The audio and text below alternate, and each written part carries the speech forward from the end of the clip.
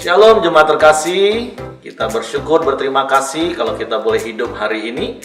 Dan hari-hari ini adalah hari-hari di mana teknologi berkembang dengan begitu pesat. Nah, sebagai gereja kita juga harus belajar untuk terus mengikuti perkembangan teknologi yang ada.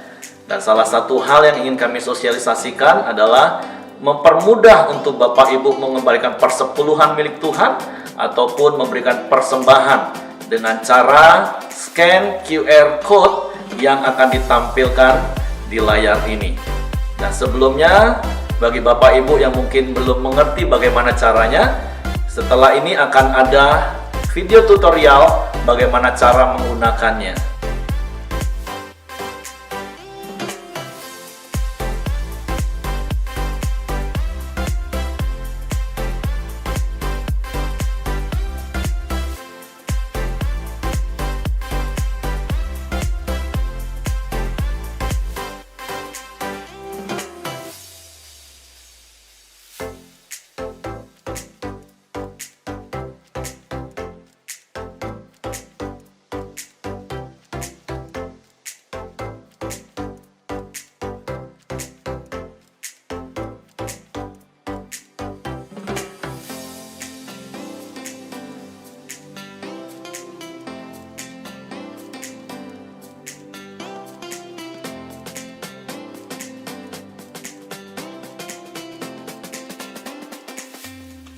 Bapak Ibu bisa memilih QR code sesuai dengan kebutuhan Bapak Ibu. Apabila ingin mengembalikan persepuluhan milik Tuhan, Bapak Ibu bisa memilih QR code untuk persepuluhan atau persembahan lain-lain. Bapak Ibu dapat memilih QR code untuk persembahan lain-lain.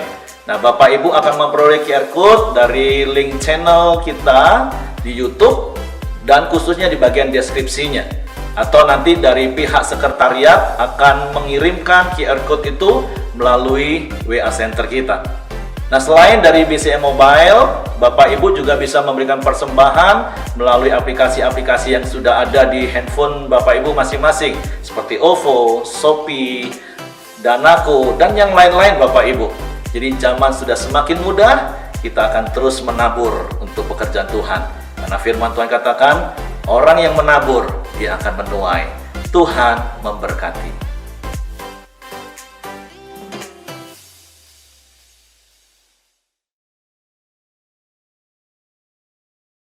Shalom Bapak Ibu Saudara yang dikasihi dalam Tuhan. Apa kabarnya hari ini? Saya percaya Bapak Ibu dalam keadaan sehat-sehat luar biasa. Dimanapun Bapak Ibu berada, saya percaya ada penyertaan Tuhan dalam hidup Bapak Ibu Saudara. Baiklah Bapak Ibu Saudara, kita mulai ibadah kita pada hari ini. Mari kita siapkan hati kita. Kita mau datang di hadiratnya dengan sungguh-sungguh. Bapak Ibu, mari kita berdoa sebelum kita memulai ibadah kita. Bapa yang di surga, kami bersyukur berterima kasih Bapa buat hari ini ya Bapa. Hari ini adalah hari kenaikan Engkau Tuhan. Engkau naik ke surga untuk memberikan Roh Kudus-Mu kepada kami.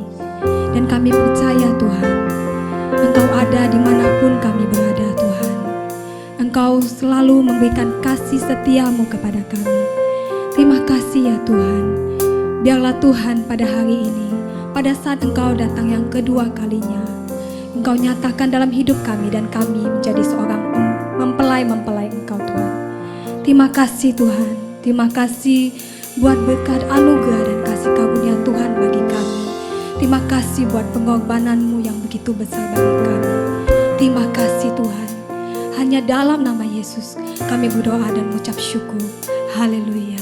Amin. Kita tahu Yesus akan datang yang kedua kali. Pada saat dia datang kedua kali, di dunia ini dia sebagai hakim. Tapi pada saat dia datang yang kedua kali, bagi gereja-gerejanya yaitu kita sendiri, sebagai mempelai-mempelainya. Mari mempelai Allah. Kita mau naikkan pujian bagi Allah kita. Mulia, sembah Raja mulia.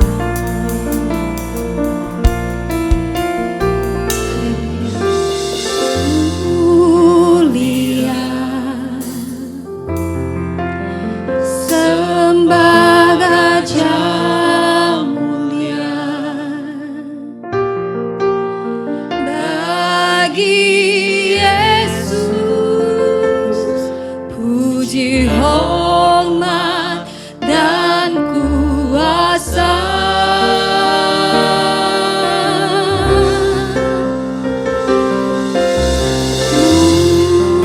Mulia,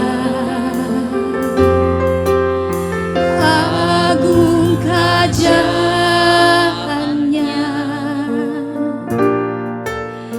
dari surga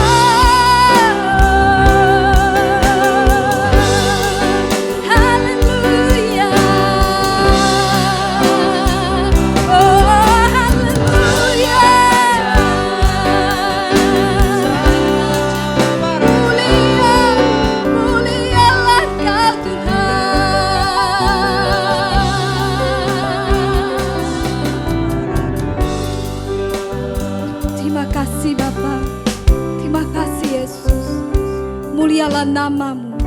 Hanya Engkau yang layak dipuji, disembah Tuhan. Biarlah Engkau Tuhan bertata dalam hidup kami. Biarlah Tuhan kerajaan-Mu datang di muka bumi ini Tuhan. Biar damai sejahtera-Mu menyertai hidup kami semua. Terima kasih Tuhan. Kami bersyukur Tuhan atas hadirat-Mu Tuhan. Kami bersyukur Tuhan atas penyertaan-Mu dalam hidup kami. Terima kasih Tuhan. Kami mau lebih lagi bersyukur bagi-Mu Tuhan. Hanya Engkau Allah satu-satunya, Yesus Kristus Tuhan, Raja segala Raja. Haleluya!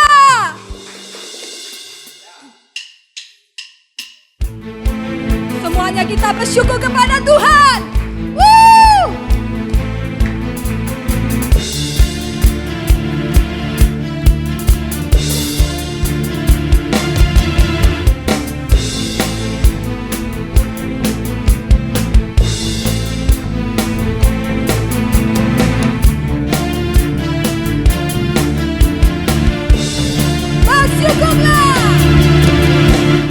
Bersyukurlah kepadanya, bawalah pujian baginya, karena Dia Raja, Dia yang perkasa.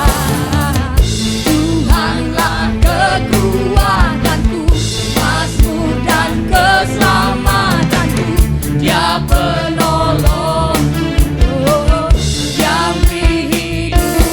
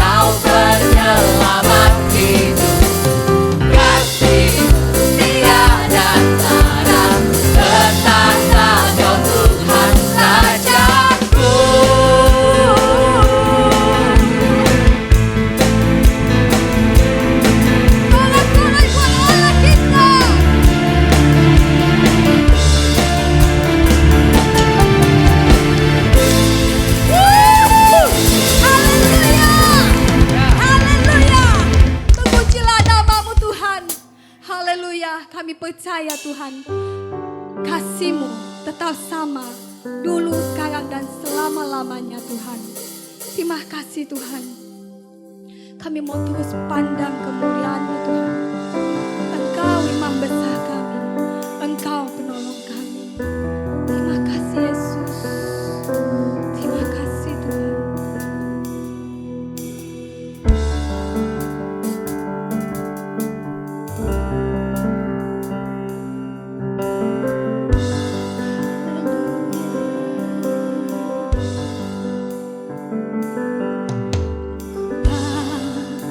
Dan kemuliaan-Mu, Imam besar Maha Agung. Kaulah pemilik hidupku, Yesus Kristus Tuhan.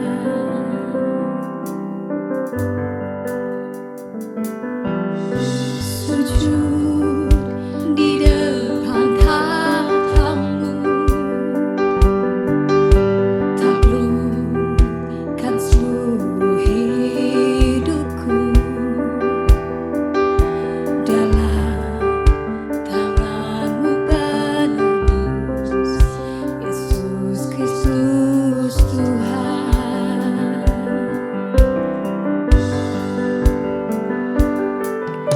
Tiada satu pun yang luput dari karya kasih-Mu yang mulia. Bagi-Mu segala pujian, hormat, kemuliaan.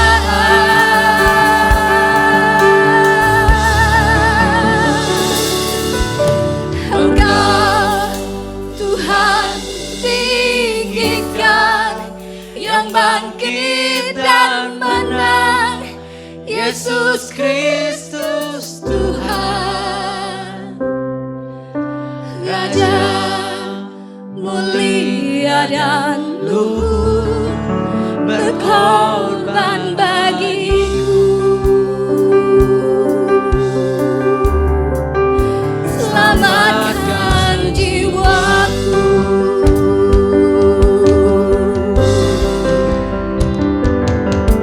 Sujud di depan tahta-Mu, taklukkan seluruh hidupku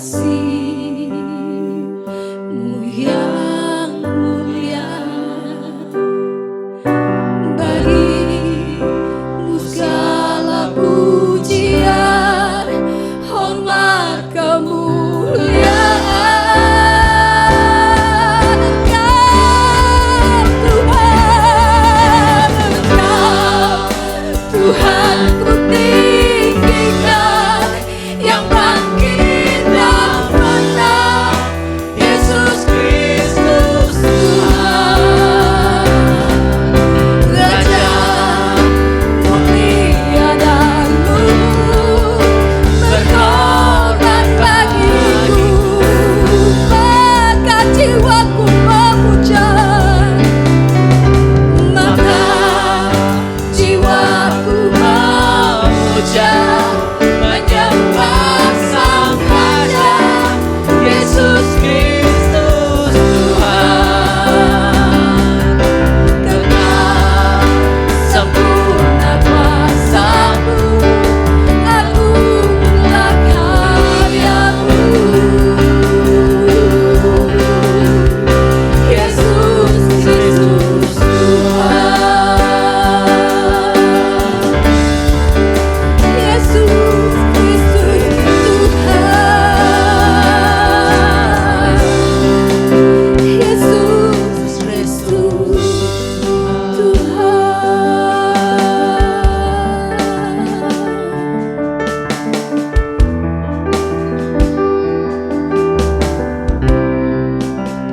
Katakan haleluya. Haleluya bagimu Tuhan. Haleluya.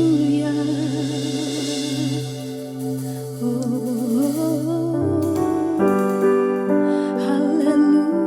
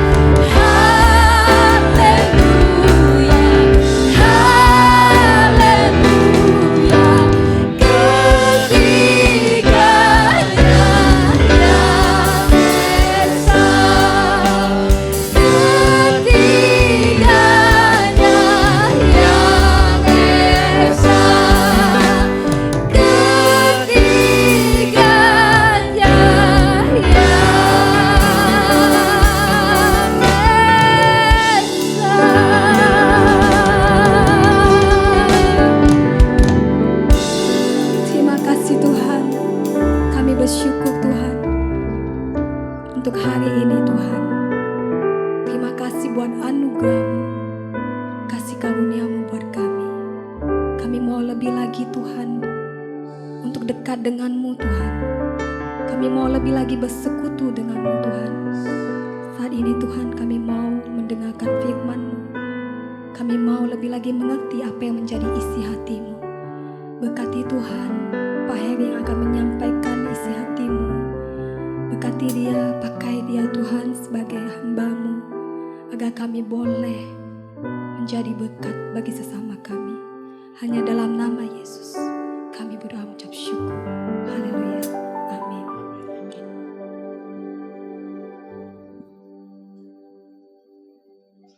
Oke, shalom jemaat yang terkasih. Apa kabar hari ini? Saya percaya luar biasa, amin. Saya nggak tahu apakah sudah luar biasa mulai bosan atau Bapak Ibu sudah mulai terbiasa di rumah terus karena kita bisa mengerjakan banyak hal sekalipun hanya dari rumah. Salah satu contohnya adalah seperti pagi ini ketika kita sama-sama boleh beribadah lagi kepada Tuhan. Sekalipun Bapak Ibu beribadah di rumah, tapi satu hal yang kita percaya bahwa Tuhan kita, Tuhan yang maha hadir, amin. Di mana 2-3 orang berkumpul dalam namaku, kata firman Tuhan, kata Yesus, di situ aku hadir, amin. Oleh sebab itu saya percaya dimanapun Bapak Ibu berada, di rumah masing-masing ketika engkau beribadah dengan segenap hatimu, maka Tuhan juga hadir di dalam rumah tanggamu, amin. Nah, hari ini kita sama-sama merayakan hari kenaikan Yesus. Nah, kita bersyukur kita punya Tuhan yang luar biasa. Paling tidak ada 5 hal yang besar di dalam kehidupan Yesus, dan 4 hal yang pertama yang telah dinubuatkan oleh para nabi sejak sebelum dia lahir di dalam perjanjian lama, yaitu tentang kelahirannya, tentang kematiannya, tentang kebangkitannya, dan tentang kenaikannya. Itu semua sudah digenapi. Dan satu hal yang masih kita nantikan penggenapannya hari ini adalah kedatangannya kali yang kedua. Amin. Dan saya sangat percaya sekali lagi, kalau 4 hal tadi Tuhan bisa genapi, maka satu hal ini juga pasti digenapi. Jadi ketika hari ini kita merayakan hari kenaikan Yesus ke surga dengan satu pengharapan bahwa Yesus pasti datang kembali. Amin. Nah, puji Tuhan, kita akan buka Alkitab kita di dalam Kisah Para Rasul pasal yang pertama, ayat yang ke-6 sampai ayat yang ke-11. Firman Tuhan berkata seperti ini. Maka bertanyalah mereka yang berkumpul di situ, Tuhan, maukah engkau pada masa ini memulihkan kerajaan bagi Israel? Jawabnya, engkau tidak perlu mengetahui masa dan waktu yang ditetapkan Bapa sendiri menurut kuasanya. Tetapi kamu akan menerima kuasa kalau Roh Kudus turun ke atas kamu, dan kamu akan disaksiku di Yerusalem dan di seluruh Yudea dan Samaria dan sampai ke ujung bumi.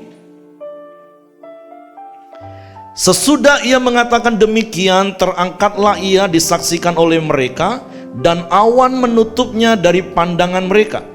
Ketika mereka sedang menatap ke langit, waktu ia naik itu, tiba-tiba berdirilah 2 orang yang berpakaian putih dekat mereka dan berkata kepada mereka, hai orang-orang Galilea, mengapa kamu berdiri melihat ke langit?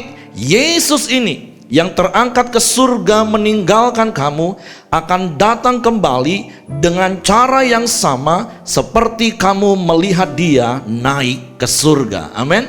Nah, ini adalah janji Tuhan, dan sekali lagi apa yang Tuhan janjikan, saya percaya pasti akan digenapi. Yang percaya katakan amin. Jadi kalau 4 hal yang pertama yang saya katakan tadi, janji tentang kelahiran Yesus, janji tentang kematian Yesus, janji tentang kebangkitan Yesus, dan janji kenaikan Yesus itu sudah digenapi, maka janji tentang kedatangannya kali yang kedua itu juga pasti akan digenapi.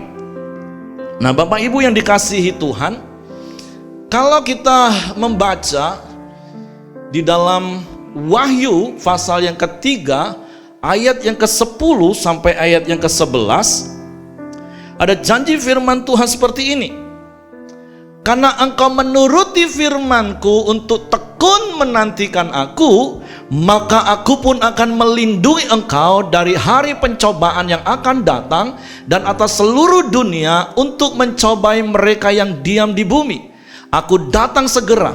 Peganglah apa yang ada padamu, supaya tidak seorang pun mengambil mahkotamu. Nah, Bapak Ibu yang dikasihi Tuhan, saya tahu kita sedang ada di dalam situasi yang terkadang membuat kita bisa bingung mengapa ini terjadi. Kita melihat sekeliling kita ada begitu banyak hal yang mengejutkan dan tiba-tiba terjadi tanpa pernah kita pikirkan. Ada begitu banyak situasi yang harus berubah. Tetapi saya mau katakan, apa yang sedang terjadi hari ini itu juga adalah penggenapan firman Tuhan. Ada begitu banyak hal yang akan terjadi di hari-hari terakhir, kata firman Tuhan, dan kita merasakannya hari ini. Tapi berdasarkan janji dari kitab Wahyu pasal yang ketiga ayat 10 katakan, karena engkau menuruti firmanku. Untuk apa Bapak Ibu? Untuk tekun menantikan aku. Dan saya percaya setiap kita masih tekun sampai hari ini untuk menantikan Yesus datang yang kedua kali. Amin.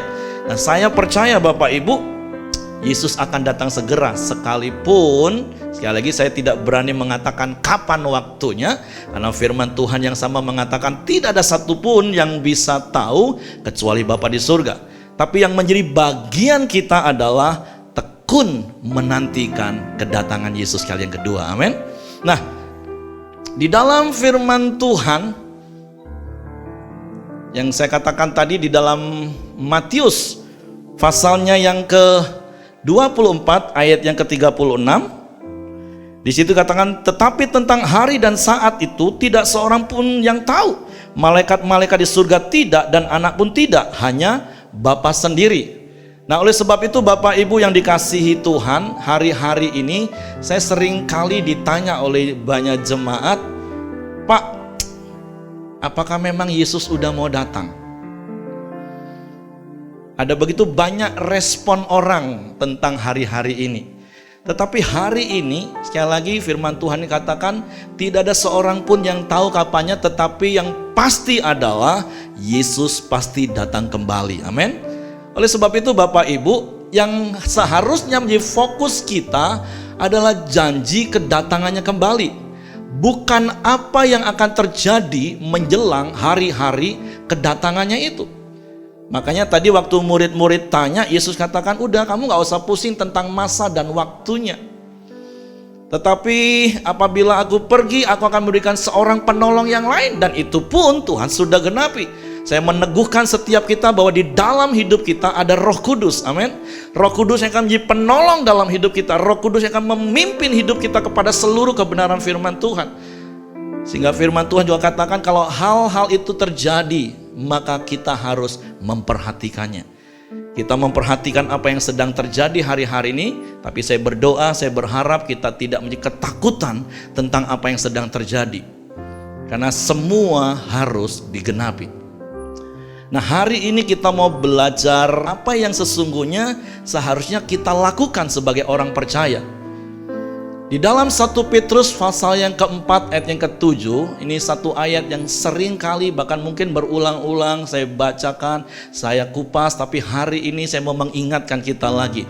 Di dalam 1 Petrus pasal yang keempat ayat yang ke-7, firman Tuhan berkata seperti ini, kesudahan segala sesuatu sudah dekat, karena itu kuasailah dirimu dan jadilah tenang supaya kamu dapat berdoa. Yaitu yang pertama, kita tahu bahwa kesudahan segala sesuatu sudah dekat. Apa yang harus kita lakukan? Kuasailah dirimu, kata firman Tuhan. Yang kedua, jadilah tenang. Dan yang berikut, supaya apa? Supaya bisa berdoa. Nah, Bapak Ibu yang dikasihi Tuhan, hari ini kita mau belajar kebenaran firman Tuhan ini. Sekali lagi di tengah situasi kondisi yang sedang terjadi hari-hari ini, firman Tuhan mengajar kita untuk kita tetap berdoa. Karena saya mau katakan Bapak itu, satu hal yang pasti bisa kita lakukan hari-hari ini adalah berdoa. Karena firman Tuhan di dalam 1 Tesalonika pasal yang kelima katakan begini, tetaplah berdoa.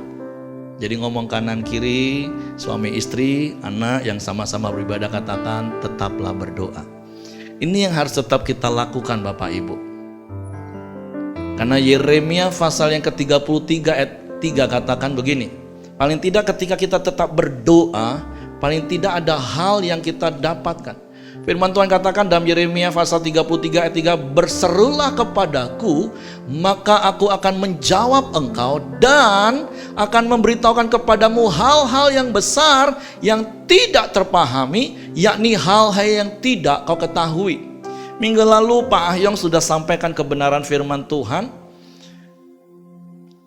Dan hari-hari ini ada begitu banyak video yang mungkin kita juga dengar dan kita lihat dengan judul New Normal.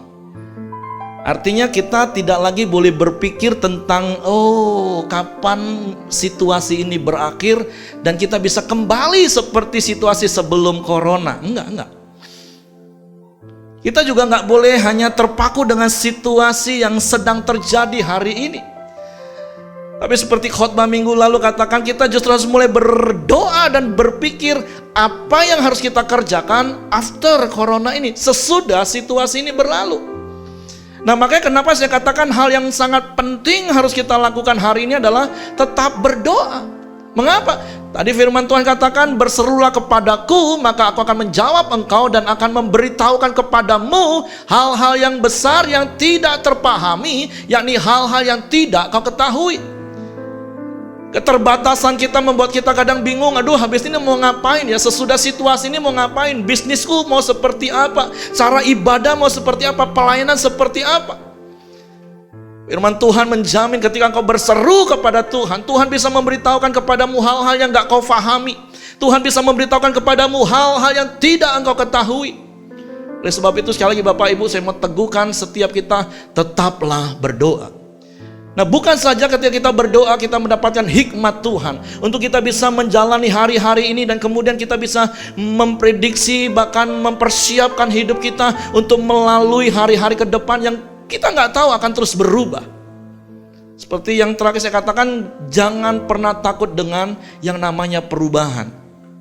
Tapi yang paling kita takutkan adalah kalau hati kita berubah, tidak lagi mengasihi Tuhan. Dan yang kedua, bukan saja kalau kita berdoa kita memperoleh hikmat Tuhan untuk kita tahu apa yang harus kita lakukan setelah ini, tetapi di dalam Yeremia pasalnya yang ke-29 ayat ke-7, firman Tuhan juga mengajar begini, usahakanlah kesejahteraan kota kemana kamu aku buang, dan berdoalah untuk kota itu kepada Tuhan, sebab kesejahteraannya adalah kesejahteraanmu.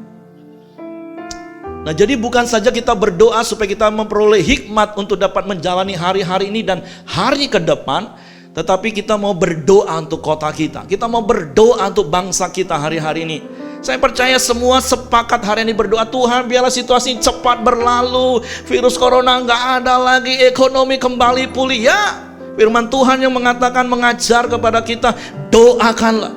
Oleh sebab itu sekali lagi, apapun kondisimu hari ini, firman Tuhan hari ini mengajar untuk kita tetap berdoa. Tentu Bapak Ibu, ada satu istilah PUSH, P-U-S-H, pray until something happen. Kita mau terus berdoa, dan berdoa. Karena kita percaya ketika orang benar berdoa, maka sangat besar kuasanya. Amin. Karena Yakobus pasal 5 ayat 16b katakan, doa orang yang benar bila dengan yakin didoakan sangat besar kuasanya. Maka kalau kita baca di dalam kitab Keluaran pasal 33 ayat 17, Tuhan pernah berfirman kepada Musa. Berfirmanlah Tuhan kepada Musa juga hal yang telah kau katakan. Artinya kalau kita berdoa mengatakan sesuatu kepada Tuhan, maka firman Tuhan katakan, sekali lagi saya baca ulang, berfirmanlah Tuhan kepada Musa, juga hal yang telah kau katakan ini akan kulakukan, karena engkau telah mendapat kasih karunia di hadapanku dan aku mengenal engkau. Dan saya percaya Bapak Ibu, setiap kita adalah orang yang telah dibenarkan, setiap kita adalah orang yang telah dikenal oleh Tuhan, sehingga kalau orang percaya berdoa, maka sesuatu pasti terjadi. Yang percaya katakan amin. Jadi sekali lagi, tetaplah berdoa. Amin. Nah, satu hal yang ingin saya ingatkan, hanya orang-orang yang tenang hatinya yang bisa berdoa. Karena beberapa kali ketika saya ketemu dengan jemaat dan saya katakan, yuk tetap berdoa hari-hari ini. Aduh Pak, gimana mau doa Pak? Pening. Bapak Ibu masih ingat berulang-ulang saya ngomong gini, jangan pernah minta kepada saya doakan supaya Bapak Ibu tenang. Saya tahu hari-hari ini begitu banyak situasi membuat kita nggak tenang. Tapi sekali lagi, please jangan pernah minta doakan kepada saya supaya didoakan supaya jadi tenang. Enggak, salah. Karena ayat firman Tuhan yang katakan engkau harus tenang supaya kamu bisa berdoa. Jadi yang harus kita lakukan adalah memiliki hati yang tenang supaya kita bisa berdoa. Berdoa yang saya katakan tadi bukan saja supaya kita bisa memperoleh hikmat Tuhan, tapi kita juga berdoa untuk kota kita, doa untuk bangsa kita. Nah, muncullah pertanyaan berikutnya, gimana caranya supaya hati kita bisa tetap tenang? Jadi kembali ke ayat 1 Petrus pasal 4 ayat 7, jelas langkahnya. Supaya hati kita menjadi tenang, nggak ada cara lain Bapak Ibu. Kuasailah dirimu. Kalau engkau mau hari-hari ini hatimu tenang, kalau engkau mau supaya engkau bisa berdoa, maka hal yang harus kita lakukan adalah kuasailah dirimu. Nah, firman Tuhan katakan seperti ini.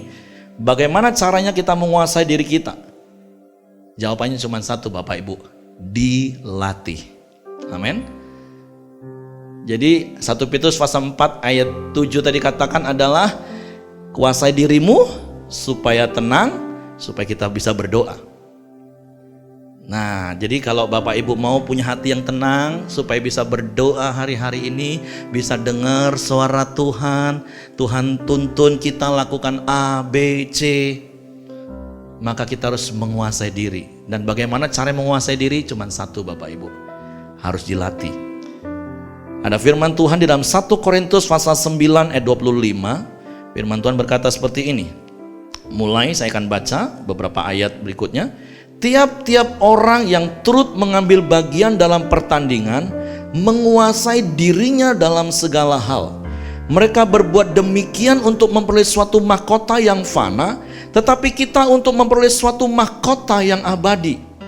Sebab itu aku tidak berlari tanpa tujuan, dan aku bukan petinju yang sembarangan saja memukul, tetapi aku melatih tubuhku dan menguasainya seluruhnya, supaya sesudah memberitakan Injil kepada orang lain, jangan aku sendiri ditolak. Jadi firman Tuhan katakan kita ini harus menguasai diri kita. Gimana caranya? Harus dilatih. Jadi gak ada cara lain Bapak Ibu. Makanya berkali-kali kalau Bapak Ibu perhatikan, setiap kali saya khotbah, ujung-ujungnya pesan khotbah saya cuma satu Bapak Ibu, 4M. Latih dirimu. Kenapa? Ketika kita bisa melatih diri kita, menguasai diri kita, hati kita tetap tenang. Nah, Kak Edi Leo ajarkan paling tidak ada 3 tingkatan keintiman Bapak Ibu. Nah, yang pertama itu adalah keintiman reaktif. Nah, keintiman reaktif itu maksudnya seperti ini. Nanti begitu ada masalah, begitu ada banyak persoalan, cari Tuhan, doa, puasa, pokoknya sungguh-sungguh cari Tuhan. Enggak salah Bapak Ibu, itu benar, itu bagus. Tapi itu baru tingkatan keintiman reaktif. Begitu ada masalah, baru cari Tuhan. Nah, kita harus melatih diri kita, bukan menjadi pribadi yang mempunyai keintiman yang reaktif, bukan, tetapi kita harus mempunyai keintiman yang terus meningkat. Yang berikutnya adalah keintiman aktif.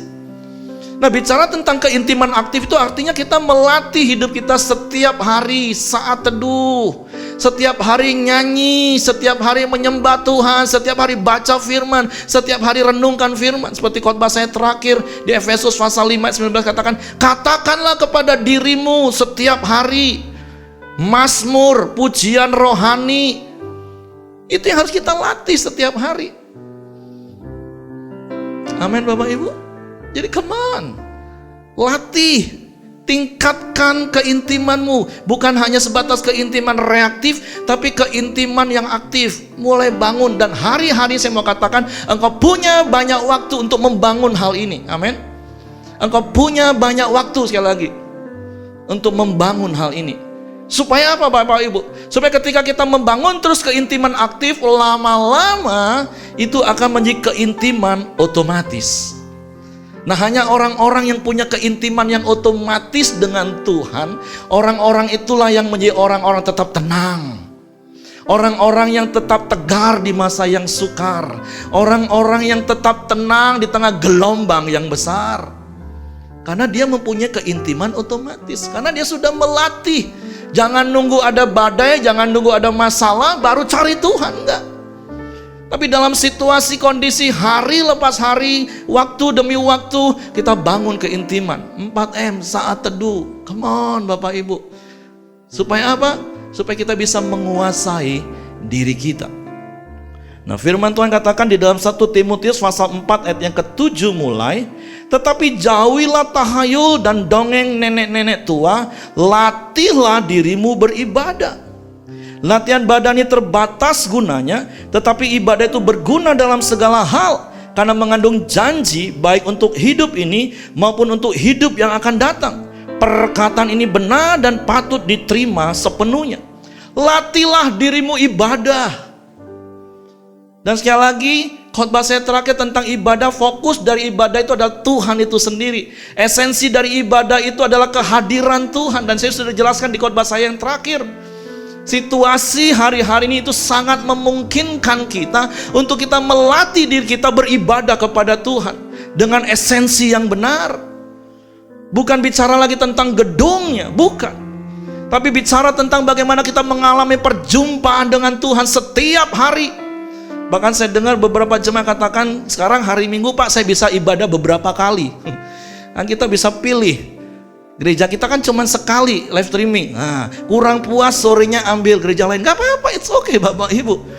Ini kesempatan, sekali lagi ini waktu bagi kita untuk melatih diri kita untuk beribadah. Karena firman Tuhan katakan latihan badan itu terbatas gunanya, tetapi ibadah itu berguna dalam segala hal. Kenapa? Karena mengandung janji baik untuk hidup ini maupun untuk hidup yang akan datang. Bukan berarti latihan badani nggak berguna Bapak Ibu. Sebelum corona saya seminggu sekali dengan istri berenang. Seminggu 3 kali. Tapi hari-hari ini setiap hari saya sambil berjemur saya bisa gerak. Makanya saya turun 2 kilo Bapak Ibu. Orang sibuk lagi situasi seperti ini ditanya naik berapa kilo. Nah saya turun 2 kilo Bapak Ibu. Olahraga saya tetap olahraga. Berguna untuk hidup di dunia ini, supaya imun kita kuat, kita nggak terserang sakit penyakit yang hari-hari ini sedang merajalela. Tapi yang lebih daripada itu firman Tuhan katakan latihlah dirimu ibadah. Sekali lagi bicara ibadah itu bukan nunggu hari Minggu kita datang ke gedung gereja ibadah, bukan. Tapi itu membangun keintiman aktif yang saya katakan tadi, sehingga hidup kita akan mempunyai keintiman otomatis. Sehingga kita menjadi orang-orang yang tetap tenang. Bukan tenang-tenang saja Bapak Ibu, berbeda ya. Nah, firman Tuhan katakan seperti ini, perkataan ini benar. Latihlah ibadah. Itu benar. Jadi ngomong kanan kiri, ayo kita latih. Berapa hari yang lalu saya sering ngobrol hari-hari dengan keluarga saya melalui Google Duo atau WhatsApp video call-nya atau pakai Zoom. Saya nasihati keluarga saya karena para istri banyak ngeluh. Aduh Pak, udah tinggallah di rumah, enggaklah harus pergi gereja. Diajak ibadah bareng pun masih susahnya minta ampun. Tapi saya percaya jemaat Pelita Community nggak ada seperti itu, amin. Semua jemaat Pelita Community, suami istri dan anak-anak kalau hari Minggu ibadah online sama-sama. Yang percaya katakan amin. Saya ingatkan papa saya, aduh papi kan gak perlu pergi, cuman di rumah duduk temenin mami. Anak cucu mantu, yuk sama-sama duduk ibadah, perlu dilatih. Jadi sekali lagi perkataan itu benar dan patut dilakukan. Nah firman Tuhan katakan, kenapa? Karena kesudahan segala sesuatu sudah dekat. Ya, apa yang sedang terjadi hari-hari ini itu menunjukkan bahwa kesudahan segala sesuatu sudah dekat. Makanya kita harus melatih diri kita beribadah, membangun keintiman tadi, supaya kita bisa memiliki hati yang tenang dan kemudian kita bisa berdoa. Nah, berbicara tentang kesudahan segala sesuatu sudah dekat, Bapak Ibu nanti juga boleh baca dari Matius pasal 24 ayat yang ke-3 sampai 15. Nah, nanti Bapak Ibu baca saja di rumah. Tetapi ada beberapa bagian penting yang firman Tuhan katakan. Kalau di ayat yang ke-4 dikatakan, waktu murid-murid tanya, katakanlah kepada kami bila manakah itu terjadi dan apakah tanda kedatanganmu dan tanda kesudahan dunia? Jawab Yesus kepada mereka, waspadalah supaya jangan ada orang yang menyesatkan kamu. Nah hari-hari ada begitu banyak berita yang bisa menyesatkan kita. Dan hari-hari ini firman Tuhan mengingatkan kita, waspadalah. Ngomong sama kanan kiri katakan, waspadalah. Amin. Karena ada begitu banyak berita-berita yang bisa menyesatkan kita. Nah, hal yang berikutnya yang perlu kita perhatikan berkaitan dengan kedatangan Tuhan dari ayat-ayat ini, saya langsung melompat pada ayatnya yang terakhir di dalam ayat yang ke-15. Jadi apabila kamu melihat pembinasa keji berdiri di tempat kudus, menurut firman yang disampaikan oleh Nabi Daniel, para pembaca, yaitu saudara dan saya, hendaklah memperhatikannya. Nah, kita harus memperhatikan apa yang sedang terjadi hari-hari ini. Tapi ingat apa yang di awal tadi saya katakan, kita lebih baik fokus kepada kedatangan Yesus kali yang kedua, bukan kepada apa yang sedang terjadi. Ya, betul, kita harus memperhatikan supaya kita bisa menguasai diri, memiliki hati yang tenang, sehingga kita bisa tetap berdoa.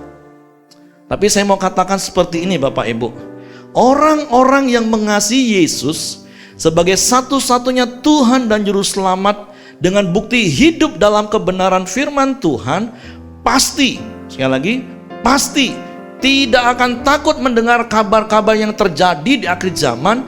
Justru sebaliknya, mereka akan bersuka cita. Ada satu lagu pujian lama katakan seperti ini. Oke, coba kita nyanyikan lagi. Kapan Yesus kembali, kapan Yesus kembali ke dalam dunia ini, sungguh tak lama lagi. Betapa senang hatiku bila sudah bertemu, hatiku sangat rindu pada Yesus Tuhanku. Amin. Saya percaya orang-orang yang mengasihi Yesus sebagai satu-satunya Tuhan dan Juru Selamat, maka mereka gak akan takut hari-hari ini. Seperti pujian katakan, betapa senang hatiku. Nah, yang anehnya Bapak Ibu, hari-hari ini, di tengah-tengah situasi kondisi hari-hari ini, apalagi banyak berita tentang microchip lah, tentang rapture lah. Aduh, anggota komsel saya, jemaat-jemaat tanya, aduh Pak, gimana nih Pak? Aduh, saya bilang, loh kok jadi aneh ya orang Kristen? Harusnya seperti lagu tadi, kalau udah tahu Yesus udah mau datang, bukan takut, tapi harusnya semakin senang dan sungguh-sungguh bersuka cita. Amin. Di dalam Wahyu pasal 22 ayat 12 katakan seperti ini. Sesungguhnya aku datang segera dan aku membawa upahku untuk membalaskan kepada setiap orang menurut perbuatannya. Aku adalah Alfa dan Omega, yang pertama dan yang terkemudian, yang awal dan yang akhir. Berbahagialah mereka yang membasuh jubahnya, mereka akan memperoleh hak atas pohon-pohon kehidupan dan masuk melalui pintu-pintu gerbang ke dalam kota itu. Di dalam pasal yang ke-22 ayat 20, nah ini respon yang harusnya terjadi. Ia yang memberi kesaksian tentang semuanya ini berfirman, ya, aku datang segera. Nah, apa respon yang harus kita lakukan? Harusnya kita ngomong gini, amin, datanglah Tuhan Yesus. Amin. Ini hari-hari ini ada orang menjadi, aduh Pak, gimana Pak? Loh kok jadi takut? Akhirnya ada satu hal yang Tuhan ingatkan kayak gini. Seandainya kalau Bapak Ibu sedang membangun hubungan dengan orang yang kita kasihi, ya ini bukannya sudah menikah contohnya ya, lagi pacaran lebih enak. Tiba-tiba pacarnya kasih telepon surprise. Halo sayang, aku sudah di depan pintu rumahmu loh. Harusnya responnya seperti apa Bapak Ibu? Harusnya responnya kan senang, yes! Kalaupun rumahnya ruko lantai 3 mungkin langsung lari untuk buka pintu dan ketemu kekasih hatinya. Wow! Harusnya seperti itu kan?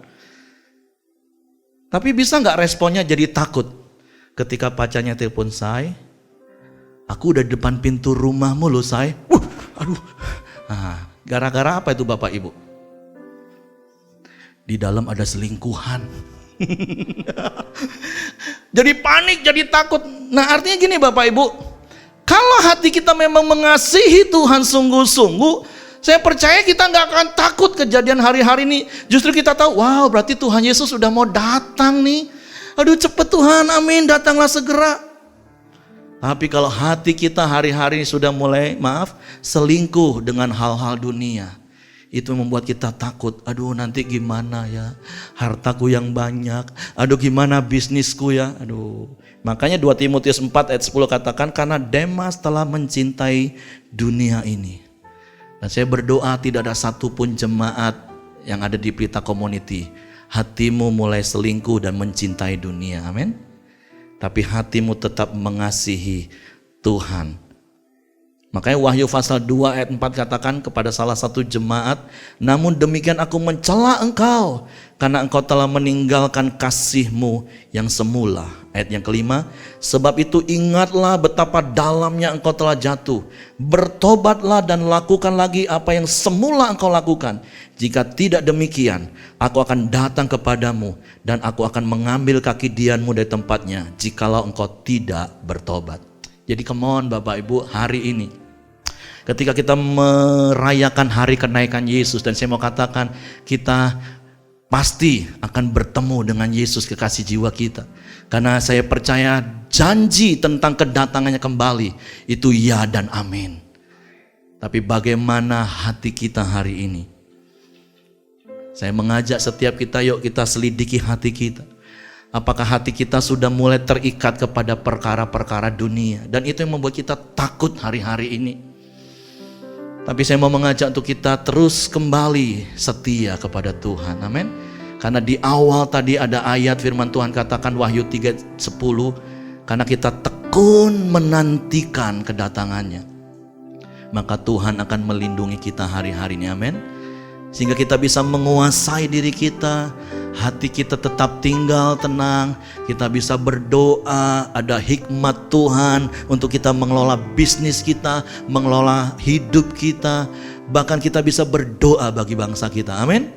Mari saya undang setiap kita, pelayan-pelayan Tuhan, kita mau menaikkan satu pujian, dan melalui pujian ini yuk kita ngomong sama Tuhan, Tuhan selidiki hati kami Tuhan. Jangan sampai hati kami mulai terikat kepada perkara-perkara yang lain, tapi biarlah hati kami tetap hanya tertuju kepadamu, sehingga kita bisa melatih terus keintiman kita dengan Tuhan, sehingga kita terus memiliki keintiman yang otomatis, sehingga kita memiliki hati yang tenang hari-hari ini, dan kita bisa berdoa dan melewati hari-hari ini, amin. Selidiki aku, lihat hatiku, apakah ku sungguh mengasihimu, Yesus, Kau yang Maha Tahu dan menilai hidupku, tak ada yang tersembunyi bagimu. Sekali lagi mari katakan, selidiki aku, lihat hatiku, apakah ku sungguh mengasihimu, Yesus, Kau yang Maha Tahu dan menilai hidupku, tak ada yang tersembunyi bagimu. Aku lihat kebaikanmu yang tak pernah habis di hidupku. Ku berjuang sampai akhirnya Kau dapati aku tetap setia. Sementara singer WL main musik dan lagu ini,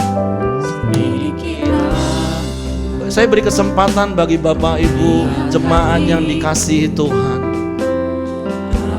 Engkau datang secara pribadi kepada Tuhan hari ini, yang berkata, Tuhan selidiki hati kami.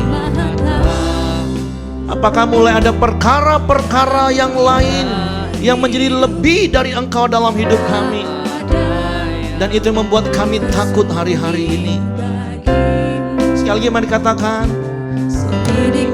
ya Tuhan selidiki hati setiap kami hari ini,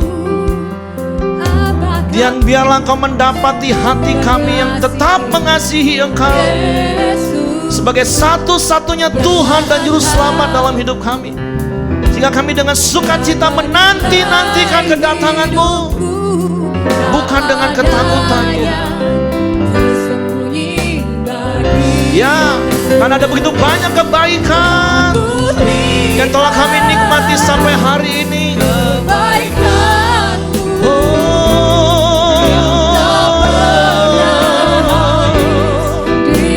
Amin. Ku berjuang sampai akhirnya kau dapati aku tetap setia. Sekali lagi mari katakan, telah kulihat kebaikanmu yang tak pernah habis di hidupku. Ku berjuang sampai akhirnya kau dapati aku tetap setia. Ini yang menjadi kerinduan kami Tuhan. Engkau mendapati kami tetap setia saat Engkau datang kembali yang kedua. Oleh sebab itu kami mau terus melatih hidup kami untuk beribadah kepadamu. Kami mau membangun keintiman, bukan saja sebatas keintiman reaktif, tapi kami mau membangunnya setiap hari menjadi gaya hidup, sehingga kami memiliki keintiman yang otomatis. Kami tidak terpengaruh dengan keadaan dunia yang sedang terjadi, tapi hanya kami fokus menanti-nantikan Engkau. Karena kami percaya janji firman-Mu ya dan amin. Ketika kami tekun menantikan Engkau, Engkau berjanji dan Engkau pasti menggenapi. Engkau melindungi kami di hari-hari ini Tuhan. Kami bersyukur buat firman-Mu. Di dalam nama Yesus Tuhan, yang percaya mereka katakan amin. Puji Tuhan. Saya serahkan kepada Bapak Kastoni selanjutnya. Oke, Shalom Bapak Ibu.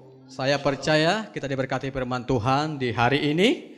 Ya, khotbah tadi katakan kuasalah dirimu supaya kuasalah dirimu jadi tenang supaya bisa berdoa, dan kita melatih diri kita untuk senantiasa tetap tenang dalam hadirat Tuhan. Amin Bapak Ibu.